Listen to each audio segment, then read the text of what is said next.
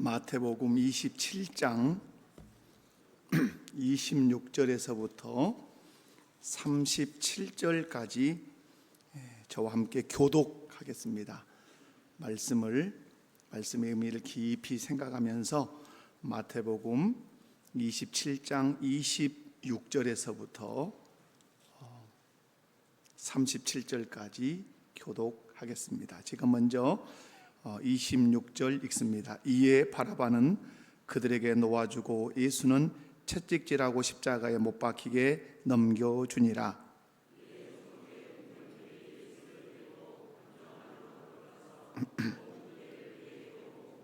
그의 옷을 벗기고 홍포를 입히며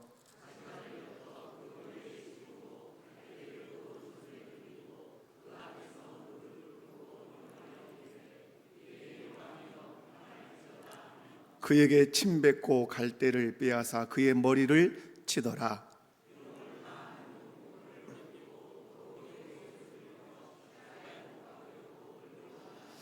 나가다가 시몬이란 구레네 사람을 만나며 그에게 예수의 십자가를 억지로 지워 가게 하였더라. 썰개탄 포도주를 예수께 주어 마시게 하였더니 예수께서 맛보시고 마시고자 하지 아니하시더라.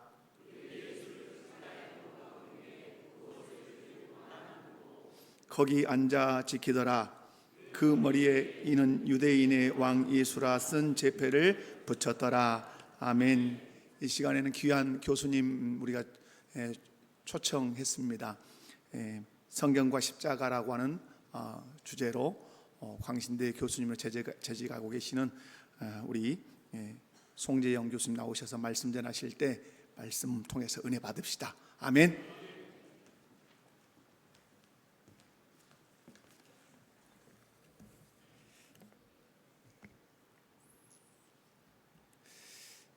교회 설립 75주년, 이 지역에 75년 동안 사명을 감당하신 것에 존경과 감사와 더불어 축하를 드립니다.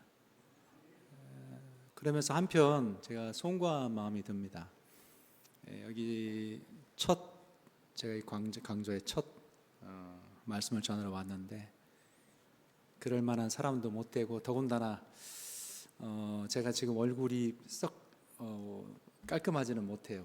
제가 광주에 있는 담임 목사님께서 먼저 하시고 저한테 반강권해서 그렇게 교인 병원을 갔는데 이게 회복이 잘 안 돼서 지금 얼굴이 좀 엉망입니다. 그래서 줌을 적당히 하시고 보시는데 불편함이 없으시면 좋겠습니다.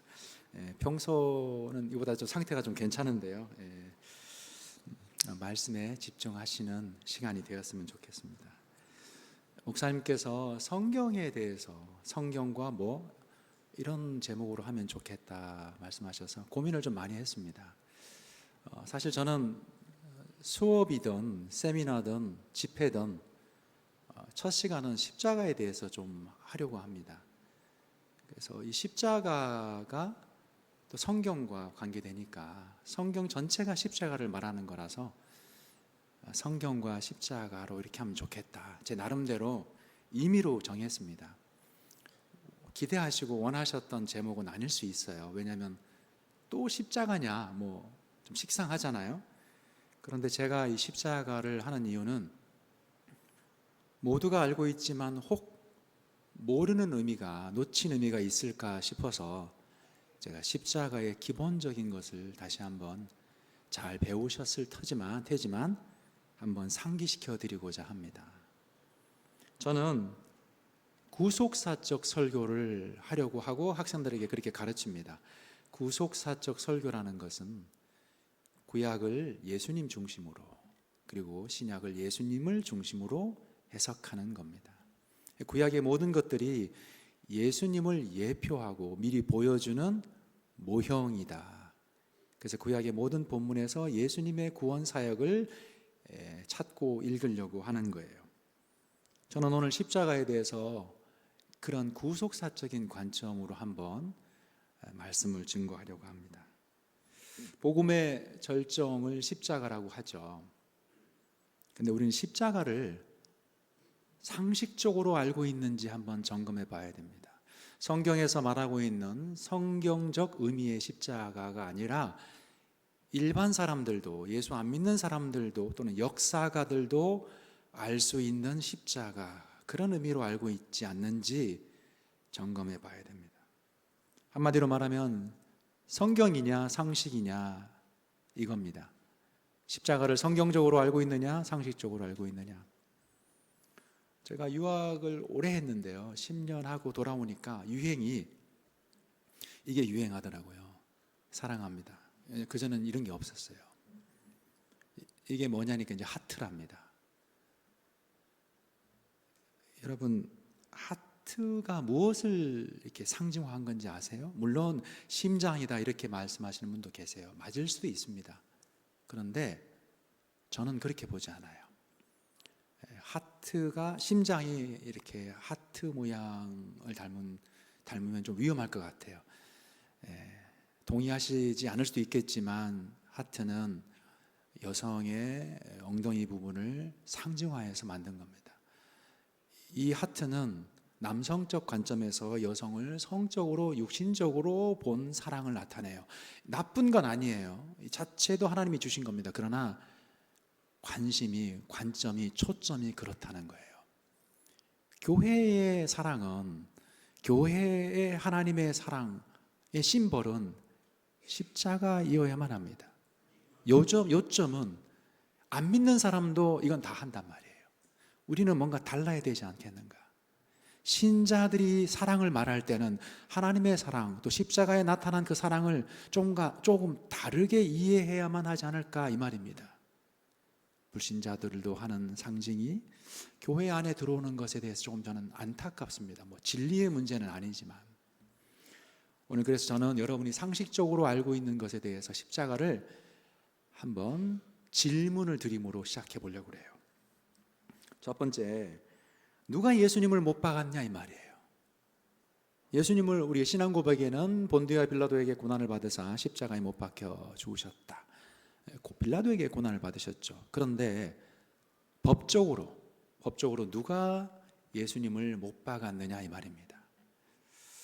여러분, 우리가 이제 과거에 왕이 이제 누구를 이렇게 왕을 모욕하거나 반역하거나 하면 저는 목을 베라 이렇게 하잖아요. 그러면 왕이 직접 목을 베지 않고 망나니가 대신 목을 베죠. 그러면 역사는 망나니 누가 죽였다 이렇게 하지 않고 왕이 그를 처단했다 이렇게 기록합니다. 제가 이 이야기를 왜 하냐면 본디오 빌라도의 손을 빌어서, 로마 군인의 손을 빌어서 예수님이 십자가에 죽으셨지만 법적으로 예수님을 죽인 장본인이 누구냐 이 말이에요. 누굴까요? 대제사장입니다. 대제사장 가야바, 안나스의 사위죠. 그가 사내들인 공의회를 열고 법적으로 대제사장으로서 또 공회장으로서 예수님을 죽음에 합당하다 하고 재판해서 판결을 내립니다. 죽여야 되겠다. 그래서 사실은 대제사장의 손에 의해서 죽으심을 당한 거예요.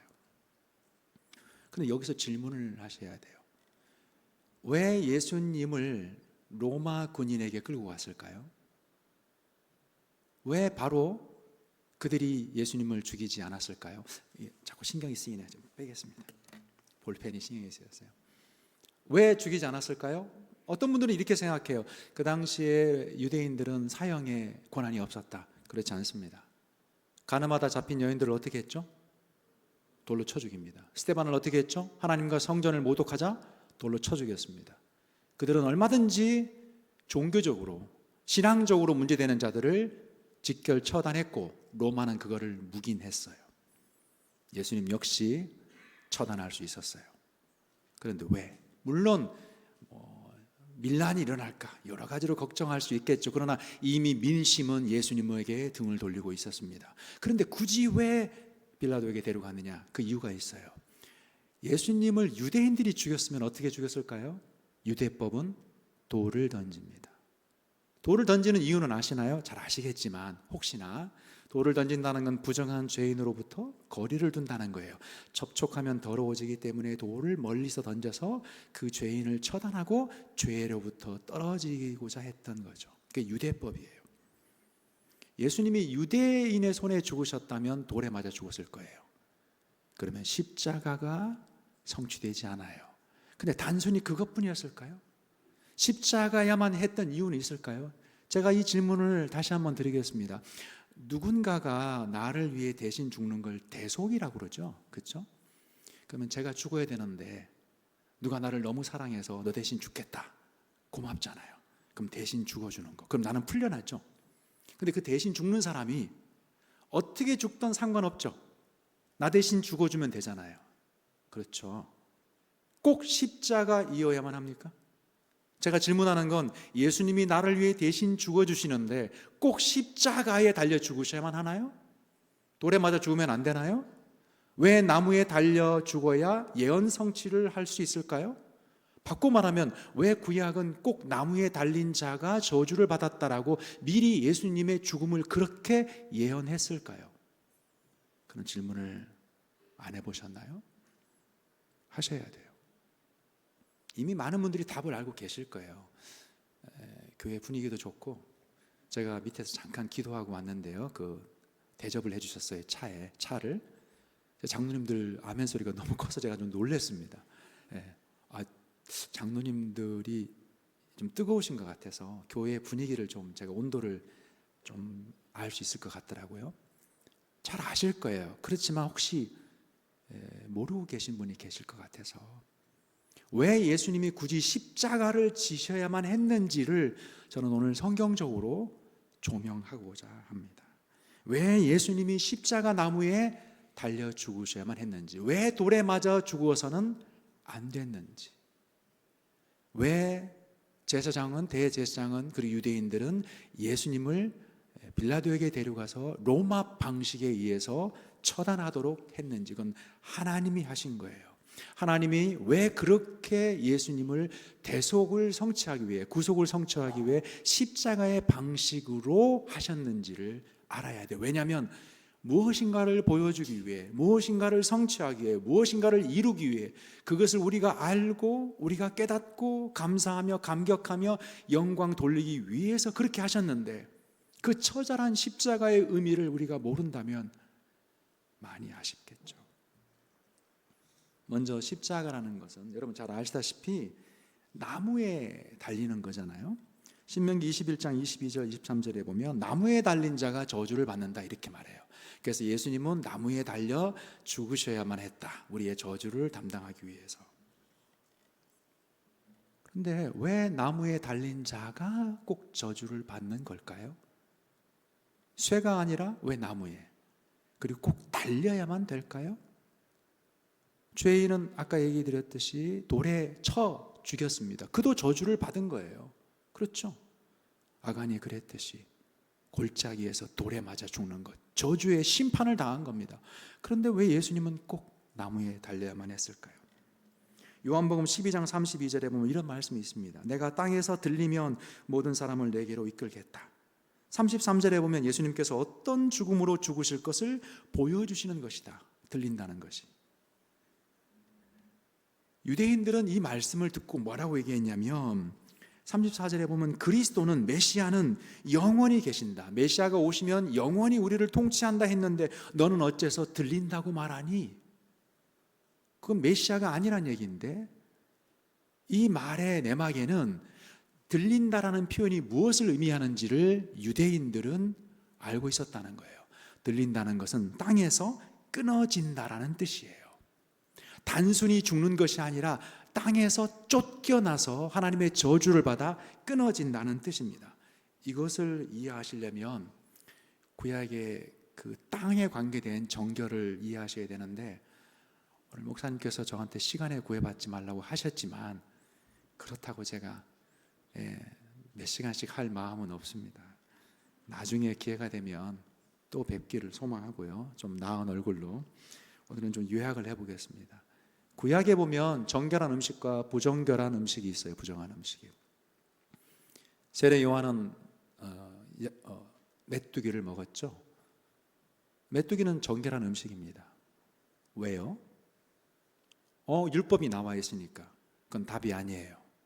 유대인들은 묻지 않고 율법에 나와 있는 대로만 했어요. 제사를 드리라고 하니까 왜 제사를 드리는지도 묻지 않고 제사를 드리고자 했어요. 율법이 무엇을 말하는지, 율법이 예수님을 얘기하고 있지만 율법이 말하는 것만을 지키려고 했지, 정작 예수님이 오셨을 때 그 의미를, 예수님을 깨닫지 못했습니다. 왜 율법은 메뚜기를 정결하다고 했을까요? 또 정결한 음식 중에는 어떻게? 굽이 갈라지고 되새김질을 하고 뛰는 곤충들이 정결하죠. 요점은 이겁니다. 설명하자면 굉장히 긴데요, 제가 요점을 정리해서 짧게 얘기하겠습니다. 인간이 범죄함으로 온 세상이 저주를 받고 심판을 받습니다. 그래서 땅이 오염되고 저주돼서 엉겅퀴와 가시를 내죠. 그리고 땅이 더러워서 어떻게 해요? 땅이 부정케 되어서 땅으로부터 우리가 정결하기 위해서는 분리되어야만 합니다. 바꿔 말하면 저주받고 하나님의 심판을 받은 이 땅에서 땅과 접촉을 많이 하면 할수록 부정해져요. 그래서 접촉을 많이 하는 동물은 뭐가 있을까요? 아담과 하와를 유혹했던 뱀은 원래는 땅을 기지 않았을 거로 생각이 돼요. 그런데 하나님의 심판을 받아서 어떻게 해요? 땅을 기어다니죠. 온몸으로 땅을 비비고 다닙니다. 부정하고 더러운 저주받아 가시와 엉겅퀴를 내는 이 땅을 온몸으로 마찰하며 다닙니다. 인간은 이 땅으로부터 정결하게 거룩하게 구별되어야 돼요. 여러분, 모세가 하나님을 만났을 때 호렙산에서 하나님이 임재하신 곳에 하나님께서 이렇게 말씀하시죠. 신을 벗어라. 여기는 거룩하니까. 하나님의 임재하신 곳은 거룩해요. 원래 에덴 동산은 거룩했어요. 아담은 옷도 신발도 신지 않았어요. 그러나 인간이 범죄함으로 온 세상이 더러워져서 발이 아파서가 아니라 우리는 이 땅으로부터 분리하기 위해서 신을 신습니다. 하나님의 임재하시는 거룩한 곳, 깨끗한 곳, 신성한 곳에 이르렀을 때 인간은 뭐예요? 더 이상 더럽지 않은 땅에 신발을 벗고 맨발로 서게 됩니다. 성전은 하나님의 집입니다. 그래서 성전에는 대제사장이 아담의 뒤를 이어서 마지막 아담이신 예수님을 예표하면서 성전에서 봉사하는데, 이 대제사장의 의복 중에 하나 빠진 게 있어요. 뭐냐면 신발이 없습니다. 그것은 성전이 깨끗하기 때문이에요. 요점은 이거예요. 인간이 범죄하지 않았다면 우리는 땅에서 이 신발을, 그리고 이 더러운 깨끗한 땅에서 분리하려고 노력하지 않아도 됩니다. 그러나 인간이 범죄함으로 이 저주받고 부정하게 된 땅에서 우리는 분리해야 됩니다. 그리고 우리뿐만 아니라 동물들도, 그리고 그 동물들 중에서 우리가 먹을 수 있는 음식은 덜 깨끗하고 정결하고 거룩하고 부정하지 않은 짐승만 먹을 수 있는 거예요. 그래서 옷을 입지 않은 껍질이 없는 뱀장어라든지 오징어나 문어, 그리고 껍비늘이 없는 고등어, 이런 것들은 옷을 입지 않았다. 물론 구약의 율법을 이렇게 단순하게 설명할 수는 없어요. 그러나 그 중심되는 내용의 큰 주제를 설명하는 겁니다. 그래서 동물들도 이 땅을 맨발로 걷지 않는, 강아지는 굽이 없죠? 그러니까 신발이 없는 거예요. 동물들도 신발을 신습니다. 그게 뭐죠? 굽이에요. 소나 양 같은 동물들은 굽이 있죠. 우리 여인들 하이힐 신잖아요. 굽이 있죠. 남자도 구두의 뒤에 굽이 있죠. 동물들은 강아지와 다르게 굽이 있는 동물은 신발을 신은 동물로 여겨집니다. 요점은 이렇습니다. 굽이 있어서 땅으로부터 발을 대지 않거나, 또는 굽이 없다면 발을 덜 대고 돌아다녀야 돼요. 그러니까 어떻게 점핑을 해야 됩니다. 그래서 메뚜기, 이런 곤충들은 한 지점에서 다른 지점까지 점핑을 하죠. 이런 곤충들은 깨끗한 거예요. 그러니까 송충이, 애벌레, 이렇게 땅을 기어다니는 곤충들은 더럽습니다. 자, 제가 무엇을 설명하려고 이 이야기를 꺼냈죠? 예수님이 들린다, 이것을 설명하기 위해서. 이스라엘 백성 중에서 부정하게 되면요, 이스라엘 지인 내에서 살지 못하고 쫓겨납니다. 정말로 부정하면 돌로 쳐 죽임을 당하지만 진 밖에 나가서 일시적으로 부정하게 되면 진 밖에 거하다가 예를 들어서 피부병이 생기면 그 피부병이 나면 다시 제사장한테 보여주고 정결의식을 행하고 돌아옵니다. 요점은 부정한 자들은, 더러운 자들은, 거룩하지 못한 자들은 이스라엘 진내에, 이스라엘 땅에, 하나님의 임재하시는 하나님의 나라에, 이스라엘에 거할 수 없어요. 부정한 자, 더러운 자, 죄가 있는 자는 하나님의 땅에서 쫓겨납니다. 왜? 거기는 거룩한 곳이기 때문에. 그래서 하나님의 백성이 아닌 자, 죄짓고 더러운 자는 쫓아내서 죽였는데, 예루살렘에서 이스라엘 경계 밖으로 쫓아내려면 굉장히 거리가 멀어요. 그래서 여행을 길게 해야 됩니다. 근데 손쉬운 방법이 있어요. 이해를 혹시 못하시면 나중에 다시 한번 들어보시고 이해되는 만큼만 들으세요. 왜냐하면 제가 좀 이따 정리를 한번 다시 하겠습니다. 낱낱이 다 이해 안 하셔도 돼요. 쉽게 말해서 이 목포가 하나님의 거룩한 땅인데요, 누가 부정하면 목포 바깥으로 데리고 나가서 처단해야 돼요. 근데 목포가 크잖아요, 넓잖아요. 그래서 목포 바깥으로 나가려면 뭐 10km, 뭐 몇 킬로씩 가서 쫓아내서 죽여야 됩니다. 그러나 또 다른 방법이 있어요. 이 땅에서 누군가를 쫓아낼 때 쉽게 말하면 수평으로 끌고 나가지 않고 수직으로 들어버리는 거예요. 그러니까 그 발이 이 거룩한 땅에서 수평으로 바깥으로 나가든지 수직으로 들려서 그 발이 이 땅에서 분리되든지 둘 중에 하나면 상징적으로 그 더러운 죄인의 발이 하나님의 유업인, 하나님의 약속의 땅인 땅에서 들렸다, 끊어졌다, 이렇게 말하는 거예요.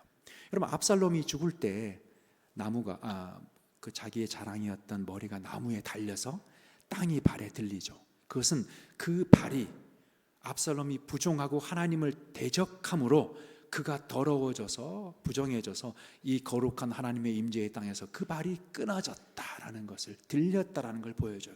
그때도 역시 나무에 들리죠.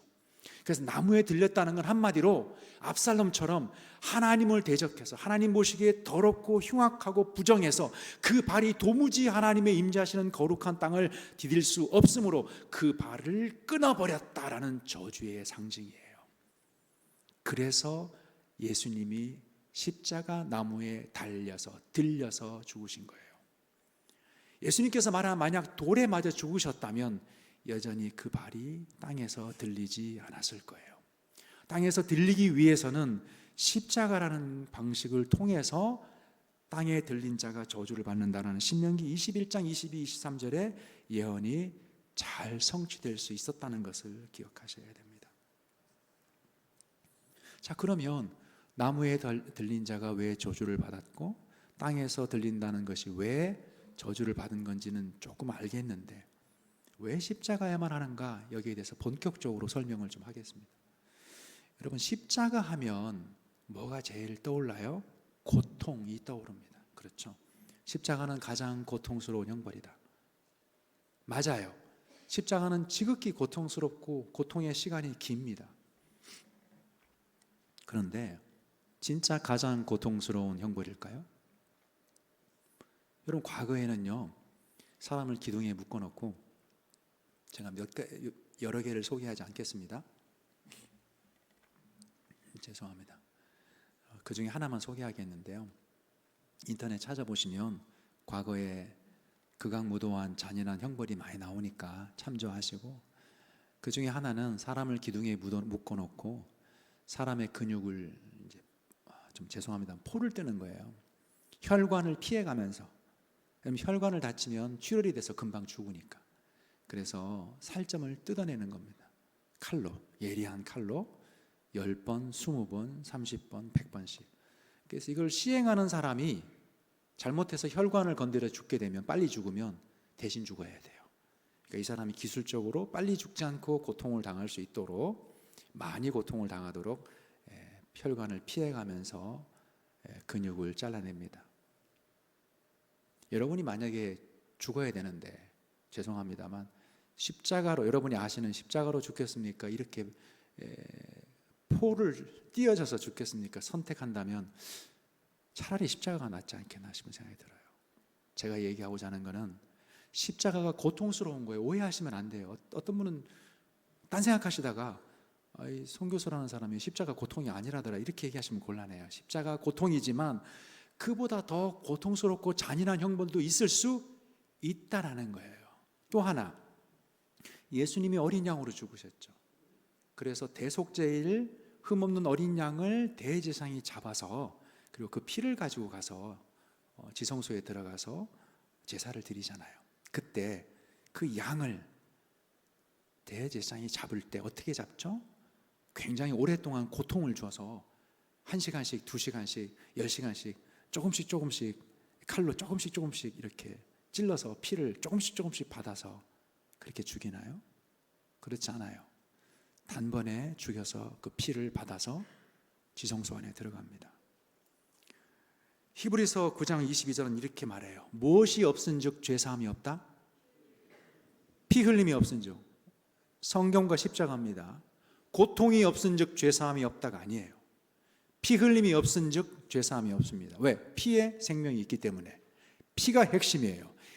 양이 얼마나 고통을 받느냐, 물론 고통스럽죠. 그러나 그건 초점이 아니에요. 구약의 초점은, 히브리서가 말하고 있는 구속사의 초점은 그 양이 피를 흘렸다는 데 있어요. 그리고 그 피를 대제사장이 받아서 지성소에 들어가 제사를 드립니다. 중요한 게 있어요. 왕이 아니라 대제사장. 제가 아까 서두에 뭐라고 말했죠? 예수님을 누가 죽였다고요? 빌라도가 죽인 게 아니에요. 헤롯 왕이 죽인 게 아닙니다. 누가요? 대제사장. 왜요? 대제사장만이 양을 잡아서 그 피를 가지고 지성소에 들어가는 거예요. 선지자도 아니고 왕도 아닙니다. 헤롯 왕도 아니고 빌라도도 아니고 대제사장만이 예수님을 법적으로 죽여야 돼요. 그래야 예수님은 양으로서 대제사장의 손에 의해서 죽임을 당한 거예요. 이게 잘못되면 구약의 제사가 성취되지 않아요. 그리고 이 피를 가지고 대제사장이 들어가야 되는데 이 피를 어떻게 얻느냐? 그것이 십자가예요. 여러분, 십자가의 형벌은 어떻게 시작하냐면 사람을 홀딱 벗겨서 이렇게 묶어서 채찍으로 때립니다. 여러분, 플래그롬이라는 채찍, 패션 오브 크라이스트라는 영화, 가장 역사적으로 실제적으로 잘 만들어진 영화입니다. 가장 역사적으로 사실에 가까운 영화라고 볼 수 있어요. 물론 천주교 교인 멜 깁슨이라는 천주교 교인이 감독을 했지만 가장 사실적이니까 안 보신 분들은 꼭 보시고요. 그리고 거기에 나와 있는 예수님의 그 처형 장면이 얼마나 성경적인지를 좀 가지고 아시면 오늘 설교에도 도움이 될 거라고 보여져요. 그래서 채찍을 이렇게 내려치는데 여러분 잘 아시다시피 채찍에는 가시나 납 세 조각이 붙어 있죠. 그래서 한번 치면 여러 번 이렇게 살점에 파고 들어가서 살점을 뜯어냅니다. 이때 대부분 상당수가 이 채찍에 맞다가 죽어요. 왜 죽을까요? 과다출혈로 죽습니다. 자, 제가 지금 이 부분에서 강조는 피에 있어요. 피를 잘 생각하시면서 제 말씀을 설교를 잘 들으셔야 됩니다. 채찍을 내려치면서 살점이 떨어지면서 큰 상처가 나서 죽는 건 아니에요. 깊게 상처가 깊어서 큰 어떤 그 치명적인 어떤 그 상처 자체로 인해 죽진 않지만 살점이 떨어지면서 피가 많이 흐르죠. 뒷면 그다음에 앞면을 뒤집어서 앞면, 엉덩이, 허벅지, 어깨, 머리, 얼굴 가리지 않고 때리는 겁니다. 그러니까 온 전신이 이미 피범벅이가 되어 있다고 보셔야 돼요. 살점이 뜯어져서. 그래서 과다출혈로 죽는데 다행인지는 모르겠지만 예수님은 그때 죽지 않으셨어요.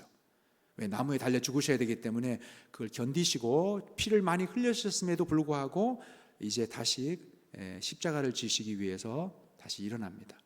그러고 나서 끌고 가죠. 끌고 가는데 예수님을 십자가에 바로 매달지 않고 머리에 뭘 씌웁니다. 뭘 씌우죠?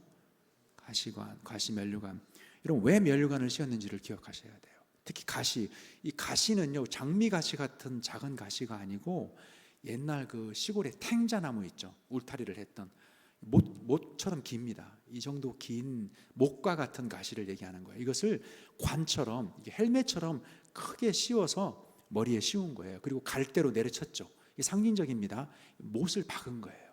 그러니까 이미 머리에 못이 박혔다는 것을 기억하셔야 돼요. 예수님은 손과 발에 못 박힌 게 아니라 먼저 머리에 못이 박혔다는 것을 기억하셔야 돼요.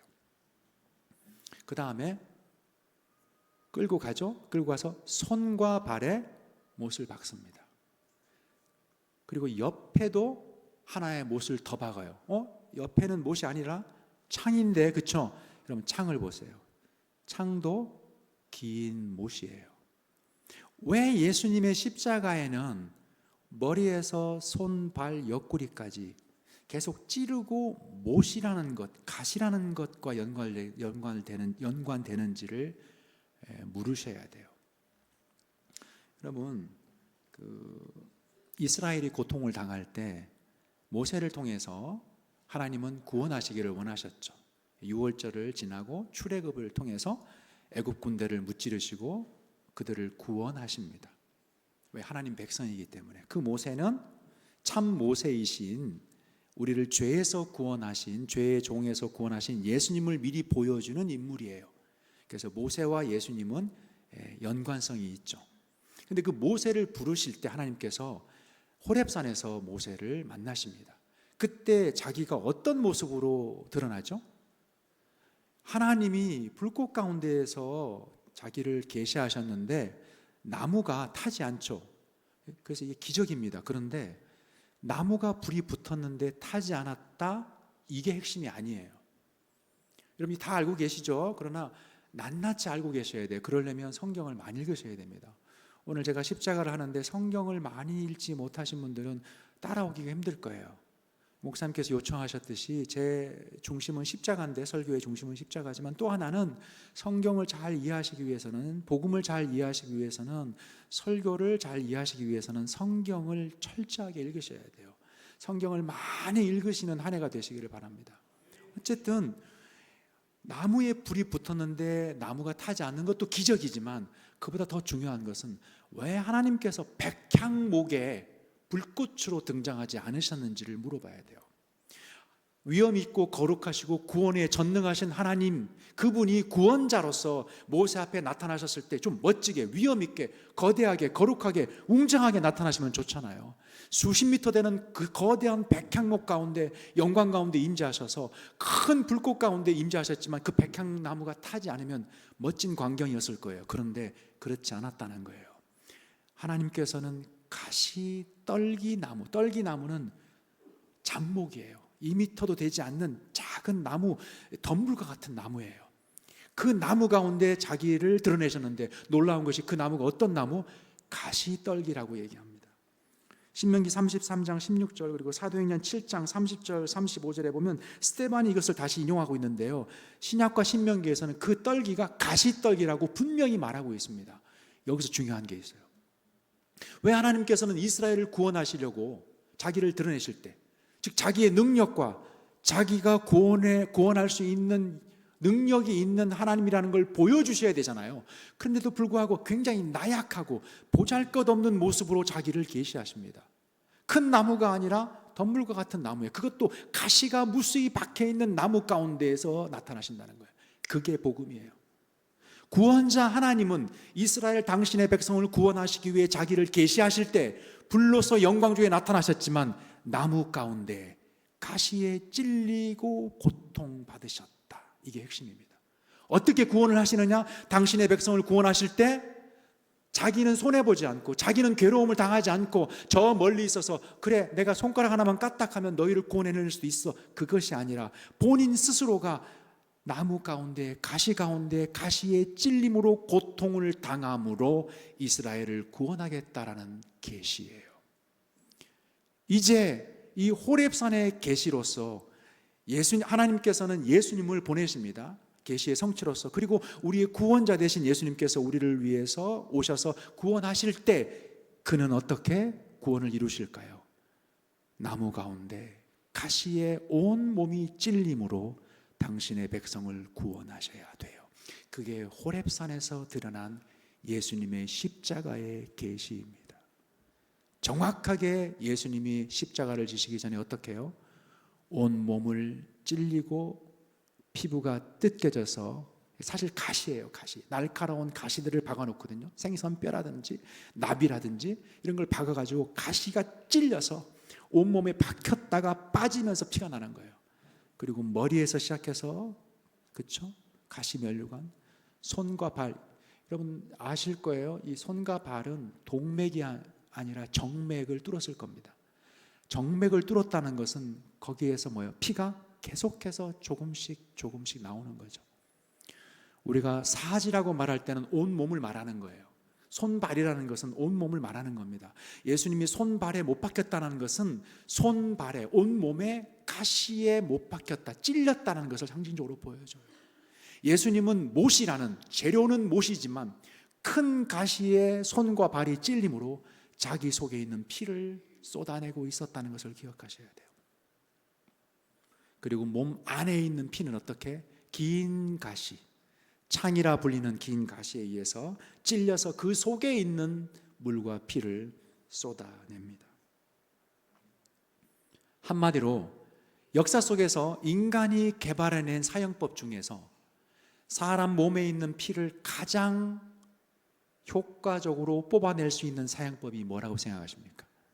자, 예수님이 만약에 돌에 맞아 죽으셨다, 피가 나긴 나겠죠. 그러나 모든 피가 빠짐없이 효과적으로 날까요? 예수님이 물에 빠져 죽으셨다, 목을 매 죽으셨다, 불에 타 죽으셨다, 목이 잘려 죽으셨다. 죄송하지만 예수님이 다른 방식으로 죽으셨다면 예수님의 피가, 몸에 있는 피가 온 몸을 통해, 그리고 속에 있는 피까지 온전히 남김없이 다 빠져나올 수 있을까요? 역사는 인간이 잔인하게도 어떻게 하면 사람들에게 흉측하고 괴롭게 사람들에게 보여주어서 범죄를 하지 않도록 연구를 했죠. 그래서 로마인들은 페르시아에서 들어온 이 십자가 형벌을 통해서 속국 사람들에게 십자가 형벌의 무시무시함을 통해서 사람들에게 겁을 주려고 했어요. 그런데 그 로마의 손에 의해서 예수님이 유대의 방식이 아닌 십자가 방식으로 죽으심으로 정확히 호렙산에서 예언했던, 그리고 대제사장이 어린 양의 피를 가지고 지성소에 들어가서 뿌림으로 속죄를 이룬다라는 구약의 제사법을 성취하기 위해 예수님은 십자가에서 자기의 피를 남김없이 머리에서, 손에서, 발에서, 안에서, 모든 피부에서 뽑아내고 있었다는 거예요. 실제로 예수님을 보게 되면 예수님은 나체로 죽으셨습니다. 사실은 성화는 다 가짜예요. 아담이 나체였죠. 두 번째 아담으로 오신, 마지막 아담으로 오신 예수님은 부끄러움에, 죄가 없으심에도 불구하고, 원래 아담은 옷을 입지 않았어요. 왜? 거룩했기 때문에, 죄가 없었기 때문에. 그러나 그가 죄를 지음으로 옷을 입게 되었죠. 예수님은 죄가 없었지만 우리 때문에 부끄러움을 당하시고 옷을 벗깁니다. 그리고 그가 온 피를 온몸에서 쏟아내므로 예수님을 실제 가서 본다면, 저도 못 봤지만 시뻘건 고깃덩어리가 매달려 있다고 보셔야 돼요. 머리에서 발끝까지 온 전신이 피로 칠해져 있는. 왜? 하나님은 무엇을 보여주고자 했을까요? 하나님은 무엇을 보여주고자 했길래 그 나무 위에 예수님을 달아서 십자가라는 형벌을 통해서 대신 죽어주기만 하면 되는데 왜 그 방식을 통해서 자기의 사랑하는 아들을 처단하고자 했을까요? 그게 구속사의 진전이에요. 구속사의 성취예요. 하나님께서 이루고자 하고 보여주고자 하는 게 있었다는 거예요. 피 흘림이 없은즉 죄사함이 없습니다. 예수님의 십자가는 예수께서 우리를 위해 자신의 보혈을 쏟고 있음을 가장 극렬하게 보여줍니다. 돌에 맞아 죽는다면 그렇게 극적으로, 그렇게 상징적으로 예언을 성취하는 방식으로 죽으실 수 없어요. 전 그래서 하나님께서는 예수님을 대제사장과 유대인들의, 성난 유대 백성들의 손에 의해서 돌로 죽게 하실 수 있었음에도 불구하고 십자가라는 방식을 통해 죽게 하신 이유를 성경을 통해서 증거하려고 하는 것입니다. 여기서 또 하나, 성경은 오늘 본문에 보면 예수님이 십자가를 지셨고 그 장소가 골고다라고 얘기합니다. 왜 골고다에서 죽으셔야만 했을까요? 여러분, 골고다의 뜻이 뭔지는 아시죠? 해골. 왜 모르시겠어요? 그죠? 제가 수업 시간에 잘하는 말이 있습니다. 모두가 다 알지만 아무도 모르는 것. 그런 게 많아요. 그 중에 하나가 골고다일 수 있습니다. 여러분의 상당수는 잘 알고 있다고 저는 확신합니다. 잘 배우셨을 거예요. 그러나 혹, 아까 제가 사랑 하트 얘기했죠. 혹 세상 사람들과 똑같은 생각으로 골고다를 이해하실까 싶어서 설명합니다. 성경을 믿지 않고 예수님을 믿지 않는, 그러니까 복음을 믿지 않는 역사학자들도 예수님이라는 인물의 실존성을 의심하지 않습니다. 그리고 그가 해골 골고다에 죽었다는 것을 인정해요. 그럼 우리와 뭐가 다르죠? 그들도 예수님이 골고다 언덕에 죽으셨다는 것을 알고 인정합니다. 우리도 그렇게 믿고 받아들여요. 무엇이 다르죠? 그들은 그 의미를 몰라요. 그러나 우리는 그 의미를 압니다. 반대로 여러분이 그 의미를 모른다면 그들과 다른 게 뭐죠? 아셔야 돼요. 골고다의 뜻은 해골인데 여러 가지 학설이 있습니다. 도대체 이 장소가 어디냐? 그래서 어떤 사람들은 어떤 성지순례 가보시면 아시겠지만 큰 바위를 보고 그 바위가 해골처럼 보인다 이렇게 얘기하기도 해요. 여기가 골고다다. 그리고 사람들을 처형했던 곳이니까 해골이 많아서 거기 해골이라고 불렀을 거다. 일리가 있는 거예요. 그러나 이건 성경에서 나온 해석은 아니에요. 역사적인 또는 지리적인 해석일지는 몰라도 성경을 바탕을 둔 것은 아니에요. 성경을 바탕을 둔 골고다의 의미를 잠시 한번 살펴보고자 합니다. 여러분, 이스라엘 사람들에게 가장 위대한 왕이 누구죠? 다윗입니다. 메시아의 표상이기도 하고 예표이기도 하고 이스라엘을 블레셋에서부터 골리앗에서부터 구원한 하나님의 쓰임 받은 위대한 왕, 믿음의 왕, 그렇죠? 메시아를 보여주는 왕. 우리나라로 치면 이순신 장군 같은 사람이에요. 그가 골리앗을 죽였을 때, 승리했을 때 어떻게 하시는지 아세요? 여러분, 트로피라는 단어 아시죠? 영어. 트로피가 우리가 월드컵을 우승하면 그 트로피를 받아오잖아요. 이렇게 뭐 금으로 돼 있든지 뭐 금박을 했든지. 근데 사실은 그건 트로피가 아니에요. 원래 트로피는 생명을 건 싸움에서 승리하고 적의 머리를 잘라가지고 승리를 상징해가지고 오는 게 트로피예요. 그러니까 제가 사자랑 싸워서 사자를 이겼어요. 그럼 사자의 머리를 잘라서 벽에 걸어놓으면 그게 트로피가 되는 거예요. 원래 그게 트로피예요. 우리는 축구를 하면서 상대편의 머리를 자를 수는 없으니까 다른 이제 플라스틱으로 만드는데 원래 트로피는 그런 거예요. 다윗은 골리앗을 죽이고 나서 원수죠, 마귀를 상징하는 짐승과 같은 이 짐승과 같은 놈이 어떻게 살아계신 하나님을 모독하느냐, 내가 없애버리겠다. 승리했잖아요. 죽였잖아요. 그것으로 끝나면 되잖아요. 그러나 잔인하게도 기독교인들답지 않은, 그렇죠? 예수 믿는 사람들은 부드럽고 젠틀해야 되는데 다윗은 그 골리앗을 어떻게 해요? 머리를 자릅니다. 좀 흉측하죠. 그 머리를 잘라서 어떻게 했을까요? 보여주는 거죠. 그리고 그것으로 만족하지 않고 어떻게 했죠? 그 머리를 가지고 옵니다. 어디다 뒀을까요? 여러분 아세요? 사무엘상 17장 54절. 제가 학생들한테 물어보면 아는 학생이 거의 없어요. 여러분은 머릿속에서 만약에 답을 하셨다면 훌륭한 교인이에요. 훌륭한 목사님, 장로님, 그리고 교인들이에요. 여러분들 성경을 많이 알고 계셔야 돼요. 다윗은 왜 골리앗의 머리를 가지고 왔을까요? 트로피이기 때문에 그래요. 사도행전에 보면 다윗은 선지자다 이렇게 말합니다. 실제로 다윗은 오실 메시아를 보여주고 메시아를 예표하는 인물로서 그 자체가 엘리야와 같은, 이사야와 같은 선지자입니다. 그가 그 자른 머리를, 트로피를, 하나님이 함께 하셔서 승리하신 하나님의 구원의 상징인 그 해골을 가지고 와서 예루살렘에 가지고 옵니다. 어디다 묻었을까요? 저도 몰라요. 그러나 그 장소의 이름은 알 수 있을 것 같아요. 뭐라고 불렀을까요? 그 해골이 묻힌 장소를 해골이라고 불렀겠죠. 이스라엘 사람들은요, 예루살렘에서 해골 하면 어떤 해골을 떠올릴까요? 돌아가신 우리 할아버지 해골? 그게 바로 그 다윗이 목을 잘라 하나님의 승리를 보여줬던 트로피로서의 그 해골, 그것이 이스라엘 사람들에게는 하나님의 도성인 왕 대신 예루살렘에서의 상징적인 트로피인 거예요. 모든 이스라엘 사람들이 아는 장소입니다. 그게 어딘지는 몰라요, 우리는 지금. 그러나 그곳을 해골이라고 불렀지 않았을까요? 저는 그 장소를 구약의 역사적인 사건을 통해서 설명하는 거예요. 바위의 모습을 보고 설명하는 게 아니라 그 당시에 굴러다니는 해골의 두개골을 보고 설명하는 것이 아니라 다윗을 통해 기록된 성경을 통해 설명하는 거예요. 저는 이게 맞다고 생각합니다. 만약에 그곳이라면 예수님이 골고다, 즉 골리앗의 해골이 묻힌 그곳에 십자가에 달리셨다면 왜 그랬을까요? 그것이 무엇을 보여줄까요? 여러분 머릿속에 그림을 그리셔야 돼요. 십자가 나무가 있고 예수님이 거기에 손발에 못 박혀서 못이 가시라고 그랬습니다. 가시에 찔려서 달리셨는데 그 밑에 해골이 있다. 제가 창세기 3장 15절의 말씀을 읽겠습니다. 오늘 본문에는 없었지만요. 내가 너로 여자와 원수가 되게 하고 너의 후손도 여자의 후손과 원수가 되게 하리니 여자의 후손은 내 머리를 상하게 할 것이요 너는 그의 발꿈치를 상하게 할 것이다. 뱀이 마치 사람의 뒤꿈치를 물어서 그 뒤꿈치에서 피가 나오게 하지만, 그래서 그가 독이 들어가서 죽지만, 그러나 그 죽임을 당한 것 같은 그 사람이 사실은 뱀의 머리를 밟고 승리할 것이다. 이게 예언이에요. 원시 복음입니다. 예수님의 구원에 대한 최초의 예언이에요. 즉 뱀은 예수 그리스도의 뒤꿈치를 찌를 것이고 그 상한 뒤꿈치가 뱀의 머리를 박살낼 것이다. 뱀의 머리는 없는데요. 뱀의 머리가 없나요? 골리앗은 누구를 상징하죠?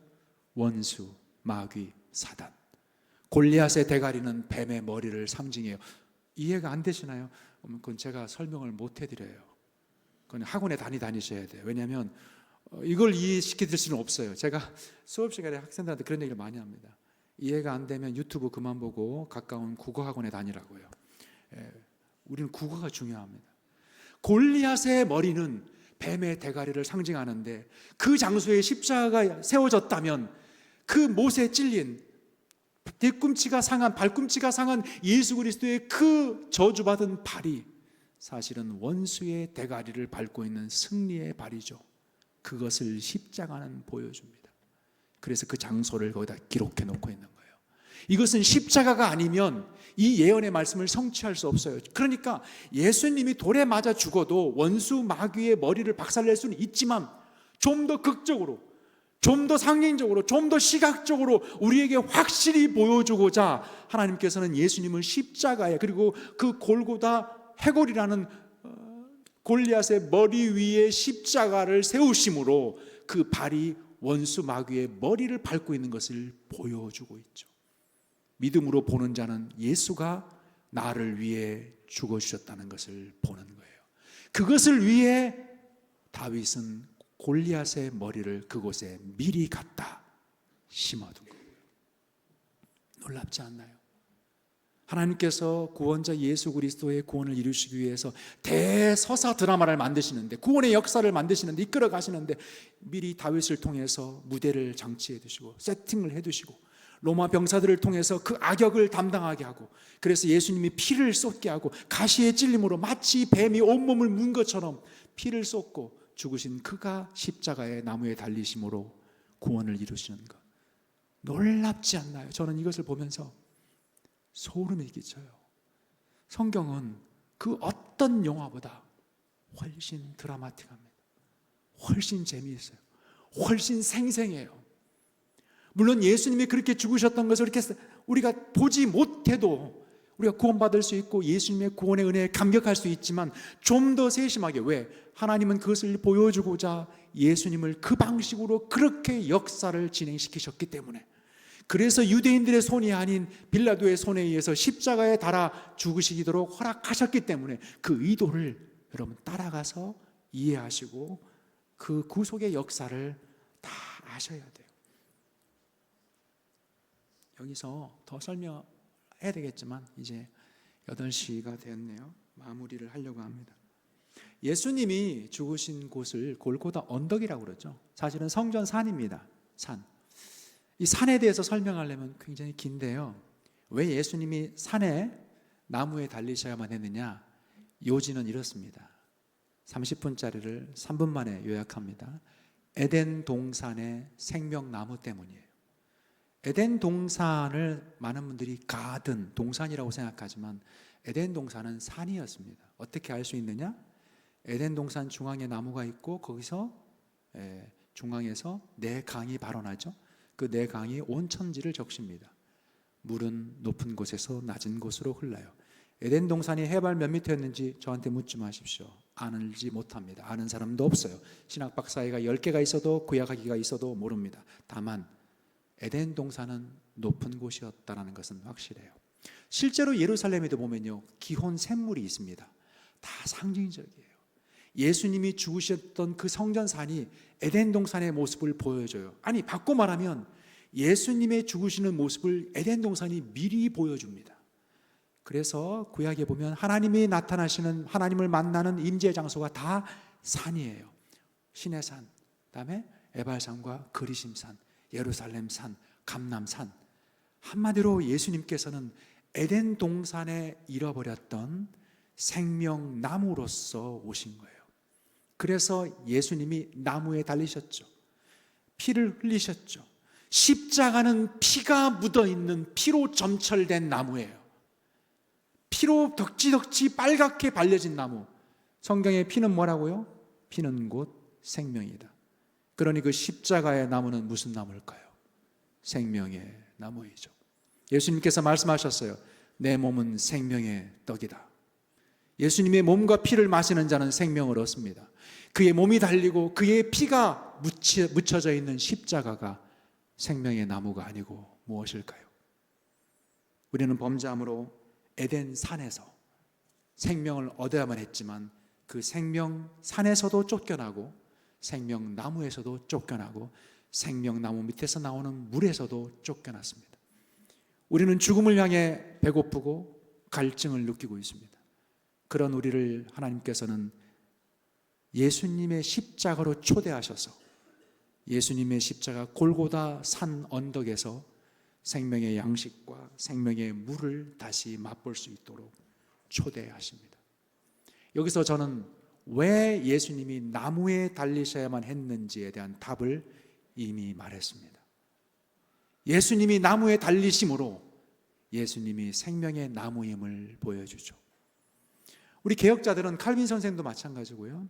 에덴 동산에 있었던 생명나무는 예수님을 상징한다, 성내전 쪽으로 나타낸다, 이렇게 말했습니다. 탁월하죠. 그 생명나무의 성취가 나무에 달리신 예수님입니다. 고로 십자가는 우리의 생명나무입니다. 말씀을 맺겠습니다. 저는 십자가가 생명나무다라고 결론을 내렸습니다. 성탄절이 되면 교회는 크리스마스 추리를 합니다. 이 추리는 고대 교회부터 오래전부터 해왔던 거예요. 근데 시간이 지나면서 정작 교회는 왜 성탄 추리를 하는지를 몰라요. 그런 경우가 많습니다. 물론 우리 참 이름이 좋아요. 우리 목포교회는 아니겠지만 많은 경우에는 몰라요. 주일학교 학생이 묻습니다. 선생님, 왜 성탄절날 추리를 달죠? 몰라? 저 시청에도 달고요, 백화점에도 있던데요. 뭐가 다르죠? 다르다고 말해줘야 되지 않나요?